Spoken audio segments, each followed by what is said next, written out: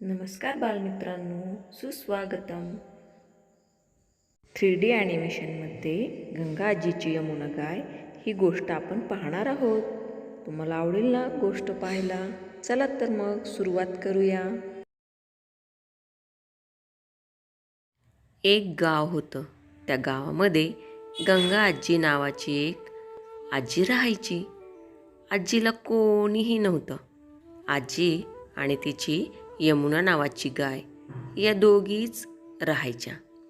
गंगा आजी जिकडं जाईल तिकडं तिची यमुना गाय तिच्याबरोबर नेहमी असायची. त्या दोघी अगदी जीवाभावाच्या मैत्रिणी असतात तशाच होत्या. गंगा आजी तिच्या दारासमोर बसलेली असायची आणि तिचं सर्व लक्ष तिच्या गायीकडेच असायचं. ती व्यवस्थित चारा खाते का याकडे ती बारकाईनं निरीक्षण करायची. कारण गंगा आजी त्या गायीच्या दुधावरच तिचा उदरनिर्वाह चालवत असे. त्यामुळं बारकाईने लक्ष द्यायची. गंगा आजी प्रेमानं कधीकधी यमुनेशी गप्पासुद्धा मारायची बरं का. काय ग यमुने, पोटभर खाल्लंस का? नाहीतर दूध कमी मिळालं तर माझं कसं होणार? मी दूध कशी विकणार आणि माझा उदरनिर्वाह कशी चालणार बाई? तुझ्याशिवाय मला आणि माझ्याशिवाय तुला कोण आहे या जगामध्ये? अशी ती गप्पा मारायची. आणि यमुनासुद्धा तेवढ्याच प्रेमाने मांडो लावून गंगाजीला प्रतिसाद द्यायची बरं का. दोघी एकमेकींना खूप समजावून घ्यायच्या. त्या दोघींचं नातं खूप जीवाभावाचं होतं. जणू काही दोघी एकमेकींच्या सख्याच. गंगा आजी किराणा आणण्यासाठी शेजारील गावामध्ये जायचे. तिथूनच तो बाजार भरायची. पण बिचारीला चालत जावं लागायचं. चालून चालून तिला खूप दमल्यासारखं व्हायचं, पण इलाज नव्हता. कारण तिच्याकडे कोणीही तिला नेऊन सोडणारं नव्हतं. त्यामुळं ती पायीच जायची. पायीच बाजारातून आल्यानंतर घरी साहित्य ठेवती आणि तिला खूप दमल्यासारखं होतं. विश्रांती घ्यावी या उद्देशानं गंगा आजी खाली बसते आणि बसल्या ठिकाणीच झोपी जाते. तिच्या लक्षातही येत नाही की आपण काहीतरी खायला पाहिजे होतं, कारण ती एवढी कंटाळलेली असते. गंगा आजी तशीच गाढ झोपी गेलेली असते.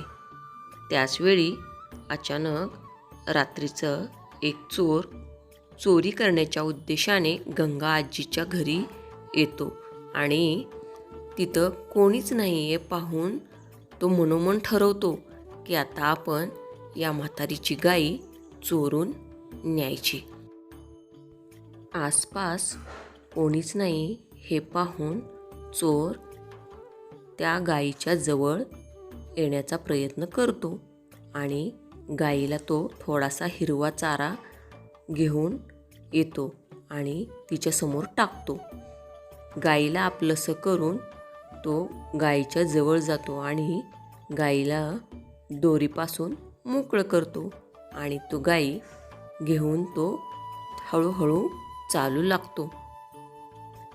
आसपास कसलाही आवाज न करता हळूहळू तो चोर गाईला घेऊन आपल्या गावाकडच्या दिशेने चालू लागतो. तो ठरवतो आता आपण या गाईला बाजारामध्ये नेऊन विकायची आणि बक्कळ पैसे कमवायचे असा तो विचार करतो. हळूहळू सकाळ होते. गंगा आजीच्या लक्षात येतं की आपली गाई दारासमोर नाही. ती शेजाऱ्यांकडे चौकशी करते आणि त्यांना विचारते, तुम्ही माझी गाय पाहिली का? मी तुमची गाय पाहिलेली नाही, पण शेजारच्या गावांमध्ये काही लोक जनावरे चोरून येतात हे माझ्या कानावर आहे. तुम्ही तिथं जाऊन जरा पहा. गंगा आजी त्या शेजारच्या गावामध्ये जाते आणि पाहते तर काय, गाय बाजारात विकायला आणलेली. हे पाहून गंगाजी रागाने त्या माणसाला म्हणते, तुम्ही माझी गाय चोरलेली आहे. मी तुम्हाला आता सोडणार नाही. मी माझी गाय परत घेऊन जायला आले आहे. त्यावर चोर म्हणतो, ही गाय माझी आहे. ही गाय मी तुला नेऊ देणार नाही. दोघांमध्येही कडाक्याचं भांडण सुरू होतं. गंगा आजी म्हणते माझी गाय, चोर म्हणत असतो माझी गाय. या दोघांच्या भांडणाकडे आसपासचे लोक नुसते पाहत असतात. गंगा आजी म्हणते माझी गाय मी नेल्याशिवाय राहणार नाही अशी म्हणते आणि तिथून चालायला लागते. गंगा आजी गावच्या सरपंचाच्या घरी येते आणि सरपंचांना झालेली सर्व हकीकत सांगते. सरपंच म्हणतात, ठीक आहे, त्या चोराला मी बोलावून घेतो. सरपंच त्या चोराला आणि गंगाजीला बोलावून घेतात आणि त्या चोराला विचारतात, काय रे, ही गाय तुझी आहे का? चोर म्हणतो, हो हो, माझीच आहे. रागाने बघत असतो. पण सरपंच म्हणतात, ठीक आहे, तुझी आहे ना, मला सिद्ध करून दाखव की ही गाय तुझी आहे. चोर गप्प बसतो. मग सरपंच म्हणतात, तुम्ही दोघांनीही गाईला आळीपाळीने नाव घेऊन हाक मारायची.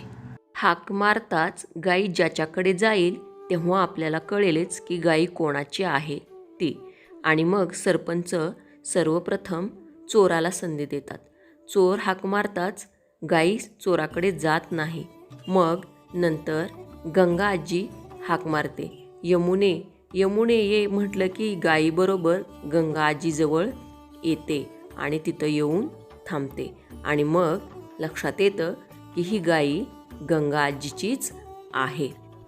चोरीच्या आरोपाखाली सरपंच चोराला शिक्षा करतात आणि गाय गंगा आजीला देऊन टाकतात. गंगा आजी आपल्या गायला घेऊन घराकडे निघून जाते. अशा प्रकारे गंगा आजीला तिची यमुना मिळते. धन्यवाद.